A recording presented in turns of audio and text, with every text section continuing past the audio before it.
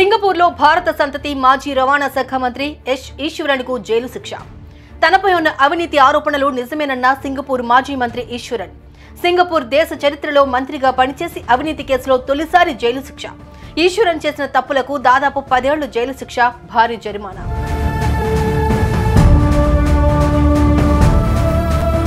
అవినీతి ఆరోపణలు ఎదుర్కొంటున్న భారత సంతతికి చెందిన సింగపూర్ రాజకీయవేత్త ఈశ్వరన్ కేసులో కీలక పరిణామం చోటు చేసుకుంది. తాను సింగపూర్ రవాణా శాఖ మంత్రిగా ఉన్నప్పుడు బహుమతులు అందుకున్నట్లుగా నేరాన్ని అంగీకరించినట్లు సింగపూర్ మీడియా నివేదించింది. 2006లో మంత్రివర్గంలో చేరిన ఈశ్వరన్ సింగపూర్ కోర్టులలో విచారణను ఎదుర్కొన్న తొలి మంత్రిగా అప్రతిష్టను మూటగట్టుకున్నారు. 62 ఏళ్ల ఈశ్వరన్ గతేడాది జూలైలో అరెస్ట్ అయ్యారు. సింగపూర్ వ్యాపారవేత్త ఓంగ్ వ్యాపార ప్రయోజనాలకు అండగా నిలిచినట్లు ఆయన అభియోగాలు ఎదుర్కోగా అవి నిజమని తాజాగా అంగీకరించారు.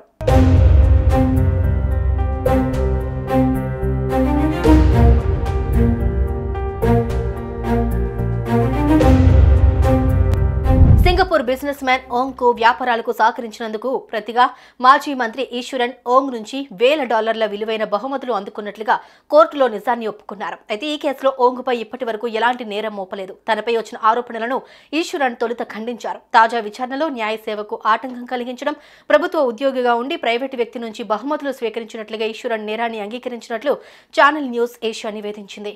ప్రాసిక్యూటర్లు ఈశ్వరన్ ఎదుర్కొంటున్న 35 అభియోగాలను 5కు తగ్గించినట్లు ఛానల్ తెలిపింది. మిగిలిన 30 అభియోగాలను శిక్ష నిమిత్తం పరిగణనలోకి తీసుకుంటామని వెల్లడించింది.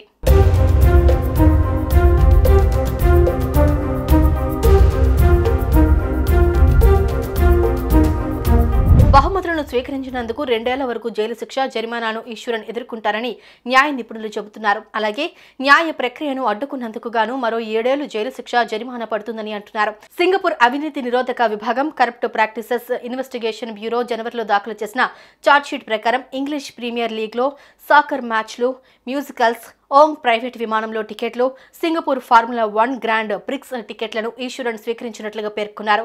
కాగా సింగపూర్ చరిత్రలో ఓ మంత్రి లంచం తీసుకుని అవినీతి కేసులో అరెస్టై జైలు శిక్షకు ఎంపికైన తొలి వ్యక్తి భారత మూలాలున్న ఈశ్వరన్ కావడం గమనార్హం.